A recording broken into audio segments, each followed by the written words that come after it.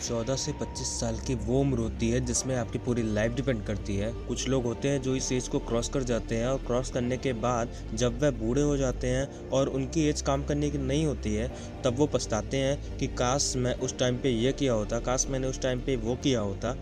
पर उस एज में हम पछतावा करने के सिवाय कुछ भी नहीं कर सकते, पर इस एज में हम बहुत कुछ कर सकते हैं। जो हमारे करियर को चूज़ करता है कि आने वाली लाइफ में खुशियाँ होंगी या दुख होंगे, आने वाली लाइफ में हम अमीर होंगे या गरीब होंगे। इस वीडियो में मैंने 4 ऐसे पॉइंट को कवर किया है जिसको अगर आप सीख लें, समझ लें, अपनी लाइफ में अप्लाई कर लें तो आपकी आने वाली लाइफ में बहुत कुछ चेंज हो सकता है। तो चलिए मैं उन पॉइंट्स को बता देता हूँ कि वो पॉइंट्स क्या हैं। Number 1 point, follow your on path, यानी कि अपने खुद के बनाए गए रास्ते पर चलें, ना कि किसी और के बनाए गए। ये जो उम्र होती है 14 से 25 की, वो गोल्डन टाइम होता है। इसी एज में हम अपना करियर चूज़ करते हैं, बड़े बड़े डिसीज़न लेते हैं, अपने गोल सेट करते हैं। हर इंसान अलग अलग अपनी नई नई सलाहें देंगे। आपको मैं ये नहीं कह रहा कि जो सलाह दे रहा है उसको इग्नोर करो, उससे सीखना है, उसको समझना है। सुनो सबकी लेकिन करो अपने दिल की।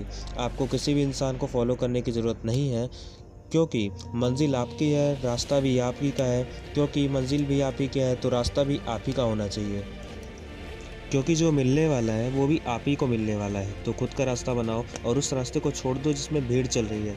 ज़रूरी नहीं है कि भीड़ जिस रास्ते में चल रही है वो रास्ता सही होगा। तो खुद का रास्ता बनाओ और उसे फॉलो करो बिना किसी डर के। पॉइंट नंबर टू, फालतू चीज़ों के बारे में ज़्यादा ना सोचो। Don't think too much about useless things.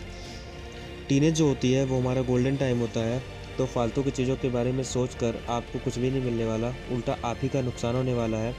इन सब चीज़ों को सोचकर अक्सर हमारे दिमाग में वही ख्याल आते हैं जो हमारे किसी काम के नहीं होते हैं, और आगे चलकर पता चलता है कि जो हम पहले सोच रहे थे वो हमारे किसी काम का था ही नहीं। तो बाद में पछतावे से बेहतर है कि अभी सुधार ला।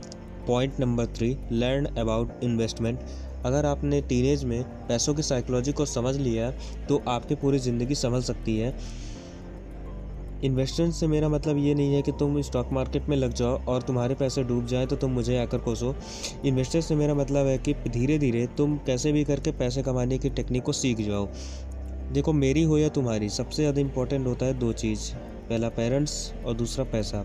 अगर आप इन्वेस्टमेंट के बारे में इस एज में सीख लेते हो तो आपको आगे चलकर प्रॉब्लम्स नहीं हो।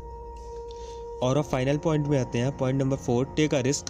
रिस्क लो, क्योंकि यही वो एज है जिसमें तुम रिस्क ले सकते हो अपने फ्यूचर को आज से बेहतर बनाने के लिए।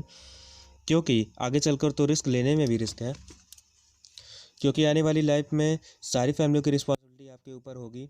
क्योंकि एक लड़के के होने पर लोग यूं ही खुश नहीं होते, वो खुश इसलिए होते हैं कि वो समझ जाते हैं कि चलो अब घर का बोझ संभालने वाला आ गया है। उस टाइम पे आपको डर रहेगा कि रिस्क लें या ना लें। मैक्सिमम लोग अपनी फैमिली के बारे में सोचकर रिस्क नहीं लेते।